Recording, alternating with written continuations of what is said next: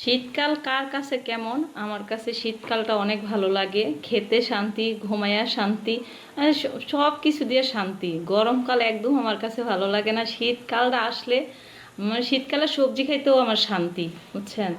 তো কার অনেকে আছে শীতকাল ভালো লাগে না, আমার কাছে অনেক অনেক ভালো লাগে। তো শীতকালের মনে করেন যে কোনো খাবারে খেয়ে অনেক অনেক শান্তি। খাওয়া কন, মেকআপ কন, কাপড় চোপড় পরা কন, আমার কাছে খুবই ভালো লাগে, বুঝছেন? বিসমিল্লাহ। তো আজকে এই যে লাউ দিয়ে, লাউ আর মাছ ওইভাবে ভেঙে রান্না করছি। শীতকালে সবজিটা আমার খেতে এত ভালো লাগে, টাটকা টাটকা সবজি ওঠে, খুবই ভালো লাগে। আর শীতকালে 2-3 বছর ধরে কি একটা বাজে অভ্যাস যে আমার হয়েছে, কফি যদি না খাই মাথা খালি এমনি গুন্নি মারে, এমনি গুন্নি মারে, বুঝছেন? শীতকালের এতটা একটা বাজে অভ্যাস হয়েছে।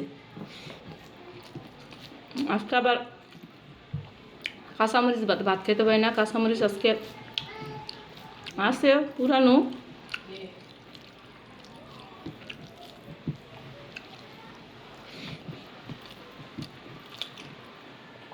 অনেক মজা হয়েছে সবজিটা, সেই মজা, অনেক মজা হয়েছে।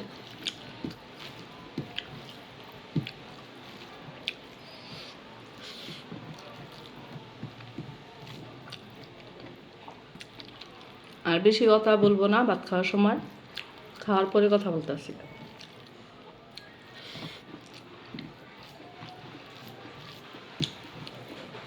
এই মাছটা হলো আমাদের পুকুরের, আমাদের পুকুরের মাছ এত মজা। বাজারতে যে মাছটা কিনা নিয়ে আসি রান্না করলে এতটা স্বাদ পাই না, কিন্তু আমাদের পুকুরের মাছ অনেক অনেক মজা।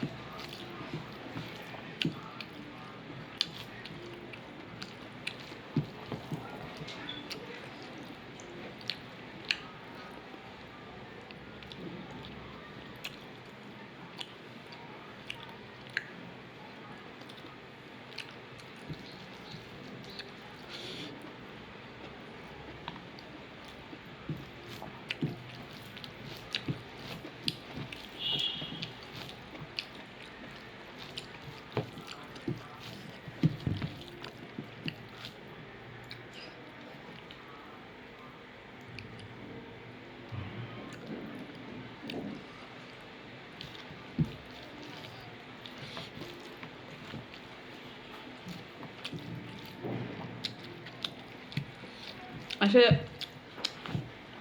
গ্রামের পুকুরের মাছ আসলে অনেক স্বাদ, যারা খায় তারা বোঝে, তারা জানে এই মাছটার স্বাদ কত। গ্রামের পুকুরের রুই মাছ খেতে খুবই স্বাদ। কার কাছে কেমন লাগে তা জানি না, কিন্তু আমার কাছে গ্রামের পুকুরের মাছ অনেক অনেক ভালো লাগে, অনেক মজা। ভালো করে দু পেঁয়াজা করলে কত যে শান্তি হাইয়া।